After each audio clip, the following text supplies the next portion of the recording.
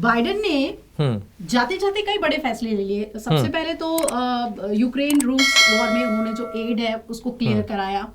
दूसरी तरफ अगर आप देखिए तो आज जो बड़ी खबर थी कि H1B वीजा को लेकर भी जो नियम बदले हैं उसमें भारत को फायदा होने जा रहा है। बहुत सारे कंसेशंस उसमें दिए गए हैं और जो डर हमेशा रहता है वीजा को लेकर कि अमेरिका क्या रूल्स नए ले आए और आने वाले समय में कहा जा रहा है कि उसमें बहुत ज्यादा बदलाव भी नहीं हुए। तो क्या माने हम, क्या बाइडेन के जो फैसले हैं उसके साथ ट्रंप बिल्कुल सस्टेनेबल अप्रोच रखेंगे, उसमें ठहरेंगे, या फिर कुछ अग्रेसिव मूव्स भी ले सकते हैं? देखिए, कुछ चीजें ऐसी हैं जिसके अंदर बाइडेन और डोनाल्ड ट्रंप दोनों आइडियोलॉजिकली दो अलग अलग धुरियों पे थे, इसलिए इन दोनों के बीच में जो चुनाव भी हुआ, खासतौर पर कमला हैरिस, बाइडेन तो पहले ही चुनाव से बाहर हो चुके थे, कमला हैरिस ने चुनाव लड़ा डोनाल्ड ट्रंप के खिलाफ में और उसको लेके कई मीम्स भी चली रही हैं, आप तो अच्छी तरीके से जानती हैं। तो इन तमाम मीम्स के बीच में लेकिन एक बयान आया जिसके अंदर जो भी अनाउंसमेंट्स आए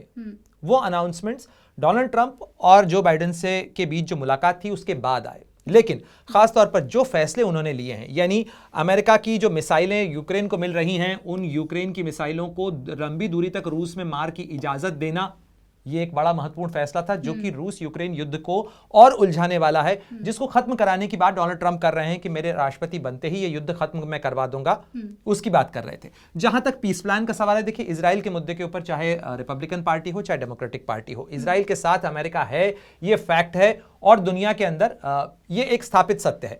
इसलिए उसके अंदर कोई बहुत मतभेद नहीं मिलता। इसीलिए आप देखिए कि जो बाइडेन की तरफ से भी जो बयान आया उसके अंदर कहा गया कि हम और ट्रंप एक साथ ही कोशिश कर रहे थे कि ये लड़ाई खत्म हो जाए, यानी हम एक ही टीम है, अमेरिका एक है इस मामले के अंदर। लेकिन कई जगह पे डाइवर्जेंसेस हैं, कई जगह डाइवर्जेंसेस इसलिए हैं क्योंकि अपनी फेयरवेल स्पीच के अंदर जो बाइडेन ने जो कुछ कहा कि इट इज ओलिगार्कीज टाइम, एक बार फिर अमेरिका का के जो अमीर हैं वो सत्ता पर काबिज होने की कोशिश कर रहे हैं, उनका इशारा डोनाल्ड ट्रंप के लिए तो था ही था, साथ ही एलन मस्क की तरफ था। तो ये जो आइडियोलॉजिकल डिवाइड है ये यहां है और कई फैसले डोनाल्ड ट्रंप के आने से पहले जो लिए हैं, क्योंकि इमिग्रेशन की पॉलिसी के ऊपर घेरा डोनाल्ड ट्रंप ने जो बाइडेन और उनकी सरकार को, इसके अलावा उन्होंने वॉर मशीनरी को लेकर घेरा, उन तमाम मुद्दों के ऊपर जो फैसले उन्होंने लिए हैं जिसमें वीजा पॉलिसीज भी हैं, जिसके अंदर कई ऐसे बदलाव हैं। और देखिए, जब तक 20 जनवरी 2025 की दोपहर को 12 बजे पावर ट्रांसफर नहीं हो जाता, जब तक कि व्हाइट हाउस के अंदर डोनाल्ड ट्रंप नहीं आ जाते, तब तक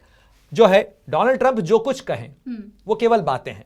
यहां पहुंचने के बाद, ओवल ऑफिस में बैठने के बाद में जब वो दस्तखत करेंगे, उसके बाद ही उनकी सत्ता, उनका निजाम, उनके जो आदेश हैं वो लागू होंगे। इसलिए डोनाल्ड ट्रंप के लिए अभी वो बहुत ज़्यादा रिएक्ट नहीं कर रहे हैं। लेकिन दुनिया में बहुत सारी चीज़ें बदल चुकी हैं। सीरिया के अंदर बशर अल असद का जो शासन था बीते 2.5 दशक से चलने वाला, वो खत्म हो गया।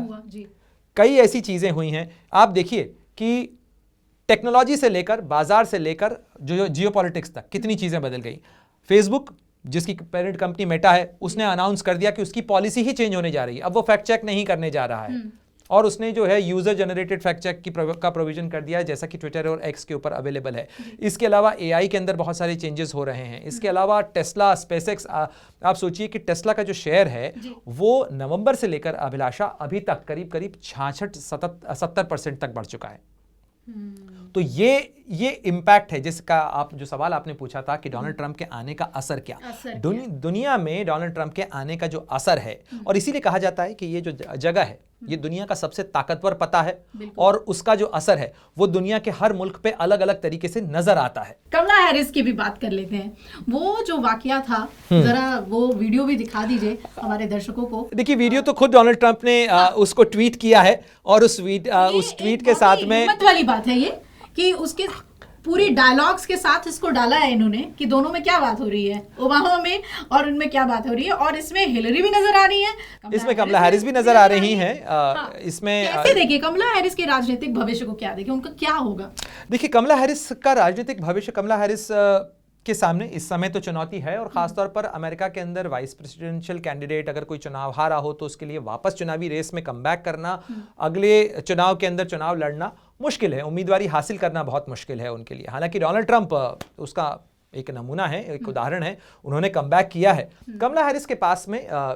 ये मौका है अभी फिलहाल, उनको लेकर चर्चाएं चल रही हैं कि कैलिफोर्निया के अंदर, जो कि अमेरिका का एक बड़ा राज्य है, कैलिफोर्निया के पास में जो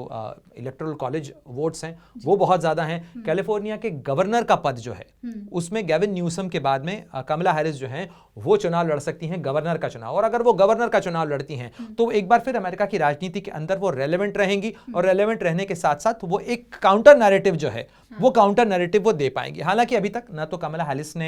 हैरिस की तरफ से कोई ऐलान किया गया है, ये अभी केवल चर्चाएं हैं, लेकिन ये चर्चा भी चल रही है। हालांकि आप इसमें देखिए, इसीलिए नजरें लगी हुई हैं डोनाल्ड ट्रंप की कि कमला हैरिस क्या कर रही हैं, और कमला हैरिस को लेकर ये इस मीम के अंदर भी है कि काफी देर तक इन दोनों की बात जो है वो कमला हैरिस को लेकर हुई, और ये जो मीम है ये मीम खुद डोनाल्ड ट्रंप ने ट्वीट किया है। तो आप देखिए कि 14 जनवरी को उन्होंने खुद, जो इतनी चर्चा हुई डोनाल्ड ट्रंप के पास में, अगर आप उनका कम्युनिकेशन देखें तो वो खुद, उन्हें किंग ऑफ मीम्स कहा जाता है, वो खुद अपने मीम्स जो हैं वो शेयर करते हैं अपने सोशल मीडिया पे, जबकि आमतौर पर नेता जो हैं वो बचते हैं मीम से, हाँ रहते हैं बिल्कुल। अमर उजाला जीवांजलि के सारथी की मदद लें और महाकुंभ में स्नान जरूर करें।